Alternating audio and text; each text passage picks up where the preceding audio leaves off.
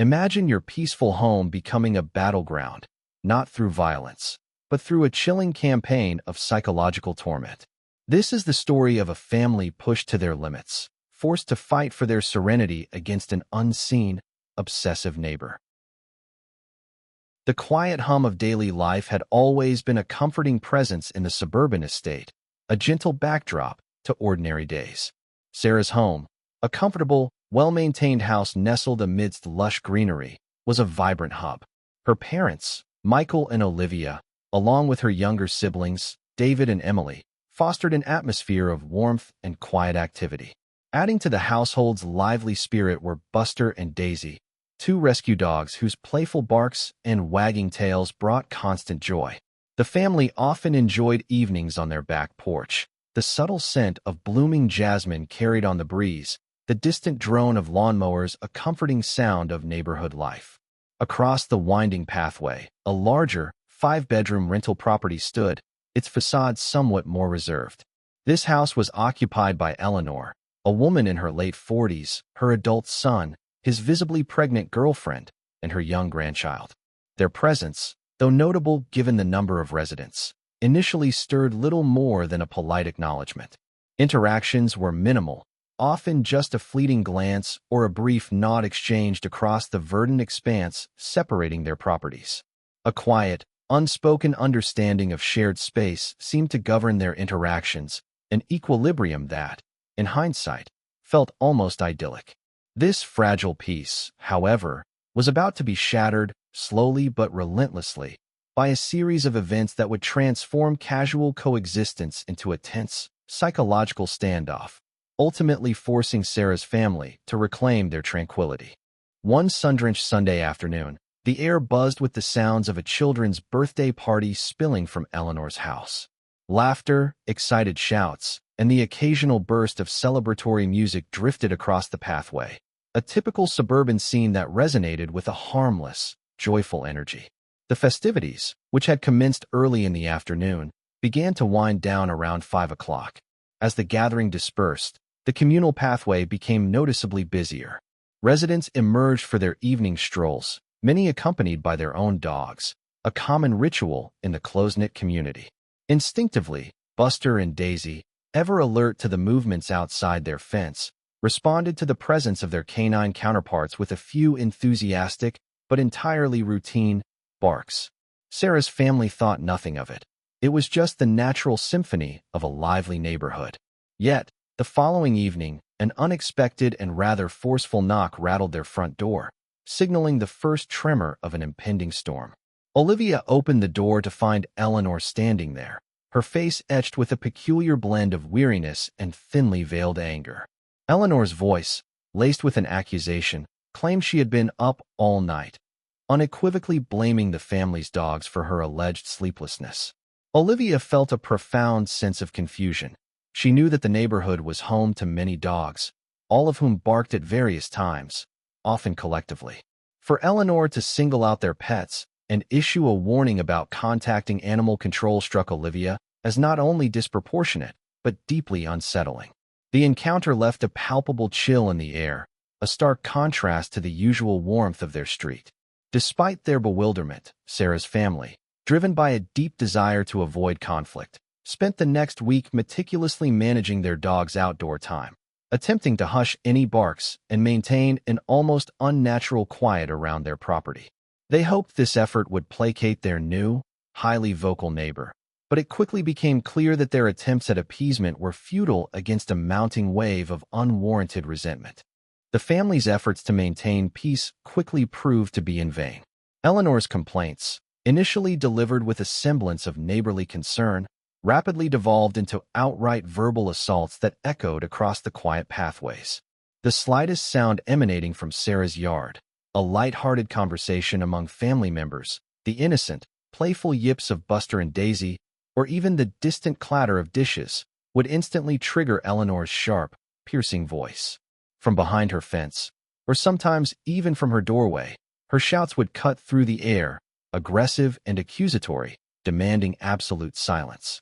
Her words, increasingly laced with vulgarity and an unsettling intensity, created a pervasive atmosphere of tension that slowly suffocated the family's sense of peace. Their once serene home began to feel like a constant battleground, forcing them to move through their days with an uncomfortable awareness of their neighbor's perpetual, judgmental gaze. They found themselves whispering conversations outdoors, shushing the dogs even during normal play, and abandoning cherished outdoor activities, all to avoid inciting Eleanor's wrath. The constant pressure was emotionally draining, a relentless siege on their quiet existence. Then came the chilling declaration that served as the undeniable turning point, a direct, venomous threat to physically harm Buster and Daisy. This horrific pronouncement, delivered with such cold resolve, resonated through the usually calm neighborhood, sending a profound shiver of dread down Sarah's spine. It was a line unequivocally crossed, a clear signal that the situation had escalated far beyond a mere neighborly dispute, demanding immediate and resolute action. The brazenness of the threat left no doubt. Passive avoidance was no longer an option. Amidst this escalating real-world tension, a new, insidious dimension of harassment emerged from the digital realm. Sarah, by chance, received a message from a former colleague, casually mentioning a local online moms group. The colleague relayed a startling piece of information. Eleanor had posted a scathing, one-sided account of Olivia, maliciously portraying her as rude and disrespectful following their initial doorstep encounter. Reading the distorted narrative, Sarah felt a surge of indignation. Her mother, a gentle and considerate woman, was being unfairly maligned in a public forum. Compelled to set the record straight, Sarah responded to the post, carefully crafting a measured defense that explained her family's perspective and the true circumstances of the situation. Her intention was simply to clarify, to offer a balanced view. However, her well-meaning intervention inadvertently provided Eleanor with a new, potent weapon. Eleanor's immediate and chilling reply, publicly stating that she now had Olivia's name, was a terrifying signal of her intent. The digital space, typically a platform for community and connection, abruptly transformed into another battlefield. Eleanor initiated a relentless barrage of messages to Olivia, inundating her with baseless accusations, manipulative half-truths, and increasingly unhinged demands for silence. The digital torment wasn't confined to Olivia. Sarah also became a target, receiving persistent messages from Eleanor about the ongoing dispute, all stemming from the seemingly trivial issue of the dogs.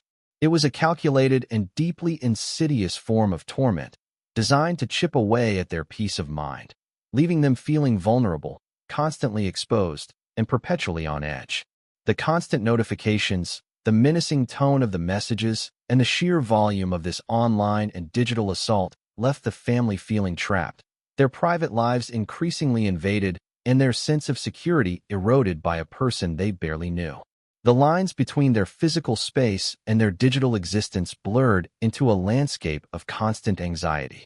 Eleanor's campaign of harassment soon transcended both verbal and digital realms, infiltrating the sanctity of their home with an alarming and unnerving persistence. She had clearly dedicated considerable effort to her vendetta, evidenced by her acquisition of a specialized application designed to mask phone numbers and make untraceable calls. She weaponized this technology, using it to repeatedly dial their landline, often during the most disruptive hours, the dead of night, the quiet of early mornings, or even in the midst of their family dinners.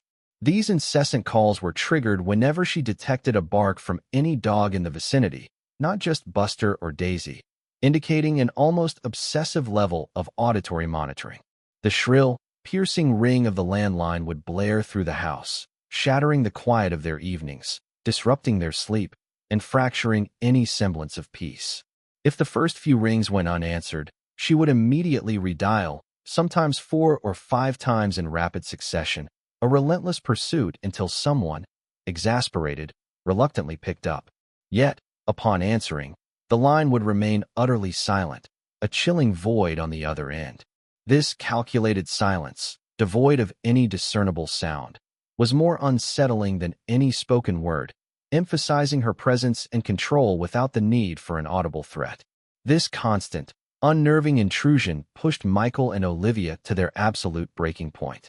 The subtle yet pervasive psychological warfare, coupled with the explicit threats against their beloved pets, and the incessant digital barrage made it unequivocally clear that Eleanor's actions were no longer mere neighborly complaints.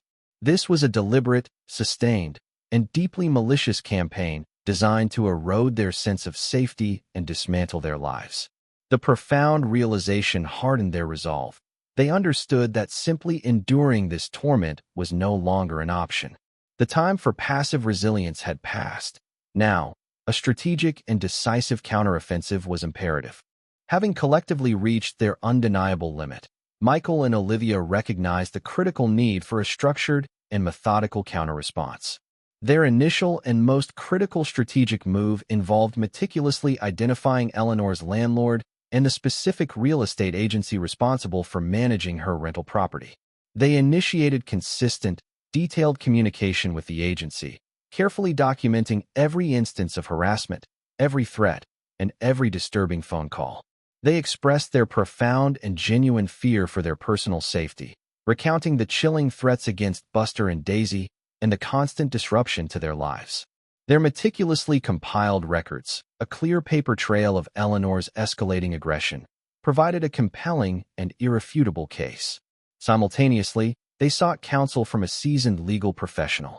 This consultation led to the precise drafting of a formal cease and desist order, a clear and legally binding directive demanding Eleanor immediately cease her aggressive, disruptive, and threatening behavior. The attempt to deliver this crucial legal document directly to Eleanor, carried out by Sarah's younger sisters, proved predictably problematic. Eleanor, upon spotting them approaching with the papers, reacted with aggressive resistance, forcefully slamming her door shut and refusing acceptance.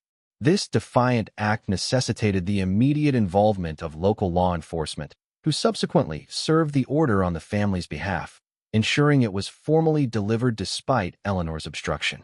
The persistent and deeply unsettling phone calls, particularly the anonymous silent ones, served as the final catalyst that prompted them to pursue a restraining order. The legal process for this moved forward with unwavering determination, and Eleanor's repeated and deliberate failure to appear at the subsequent court hearing ultimately resulted in a decisive ruling in Michael and Olivia's favor.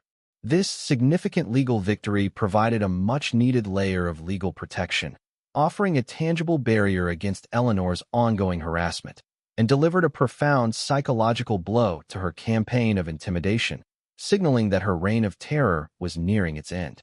Just as the carefully orchestrated legal measures began to tighten around Eleanor, an unexpected, yet profoundly significant, piece of information surfaced, adding a crucial layer to the family's understanding of Eleanor's unsettling obsession.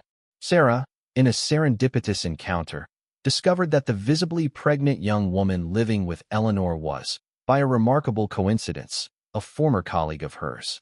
Driven by a compelling mix of curiosity, empathy for the young woman's difficult situation, and a deep-seated concern for the truth, Sarah cautiously reached out, initiating a conversation that slowly, delicately unfolded. The young woman, clearly burdened by the escalating tensions within Eleanor's household and perhaps a nascent sense of guilt or unease, revealed a startling and deeply disturbing truth. She unequivocally confirmed that Eleanor had indeed acquired and utilized the specialized application responsible for the incessant, silent calls to Sarah's family landline. More alarmingly, she confessed that Eleanor had meticulously saved a detailed floor plan of Sarah's family home on her personal electronic device.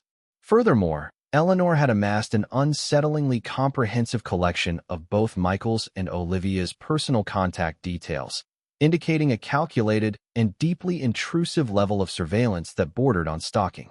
The young woman, visibly distressed by Eleanor's actions, expressed genuine remorse and offered a heartfelt apology on Eleanor's behalf, acknowledging the profound distress her family had endured.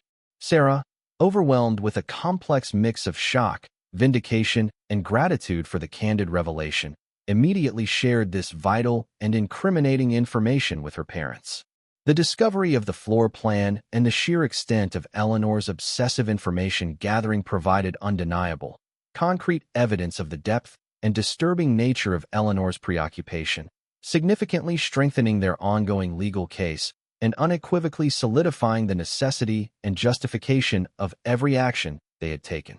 It was the missing puzzle piece that transformed their narrative from a series of grievances into a clear, documented pattern of deliberate and unsettling harassment. The accumulated weight of the meticulously documented legal actions, combined with the irrefutable evidence unearthed by Sarah's discreet investigation, proved overwhelmingly decisive. Faced with a valid restraining order, a documented history of relentless harassment, and the damning evidence of her deeply intrusive surveillance, the real estate agency and Eleanor's landlord were left with no alternative. They were compelled to initiate formal eviction proceedings. The family residing across the pathway, including Eleanor herself, eventually and quietly vacated the property, their departure marking the definitive end of a protracted period of psychological siege.